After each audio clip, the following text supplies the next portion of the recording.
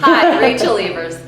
We're going to do things a little bit differently today. This video is going to be a little bit longer than usual. Normally I try and stick around 2 minutes, but I'm going to draw a diagram for you that illustrates where the money goes and how agents get paid in a real estate transaction. I'm going to start with a house. We have a seller who has a house for sale. And keep in mind that this conversation is, again, typical and specific to my market, which is Southeast Michigan. So when a homeowner decides to sell their property, they may reach out to someone like me, a realtor, to sell their property. So what do? In order to put my sign in their front yard, if you will, and get their house for sale, part of what happens is we negotiate how I get paid. So as the listing agent, a conversation happens here where we determine how much I'm going to get paid to sell their house. And I offer 4 levels of service.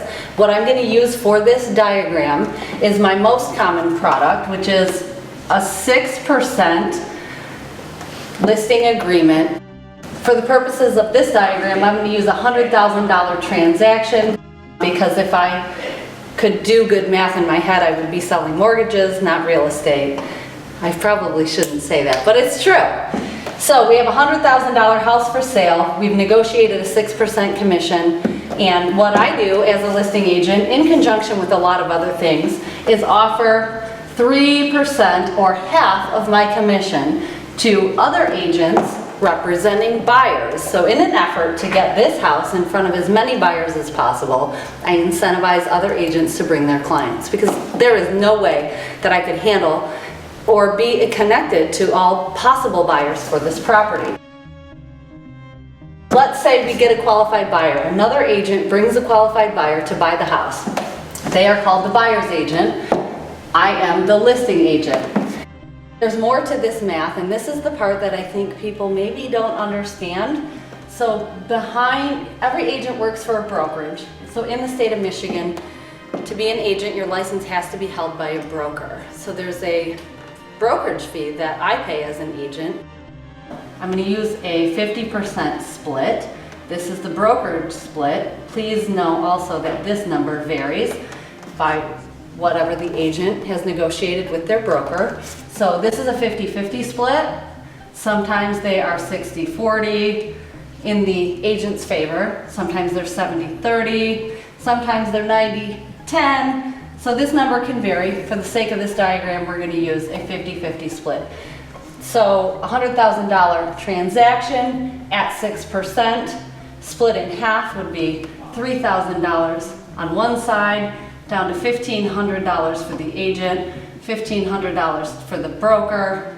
So that agent, after the closing, remember they've been working all along, this is when they get paid, and out of this, the agent pays for things like access to the MLS, gas and time, driving around buyers, business cards,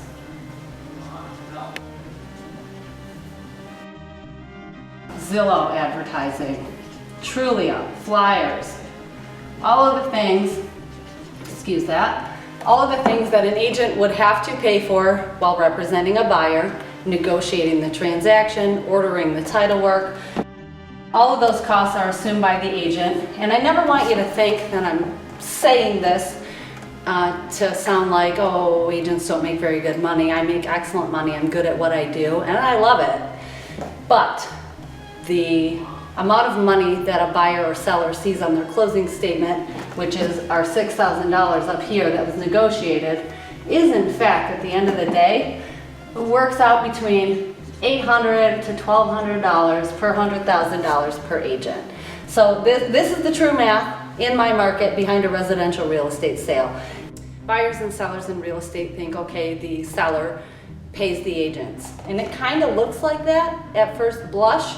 However, the buyer is paying the seller.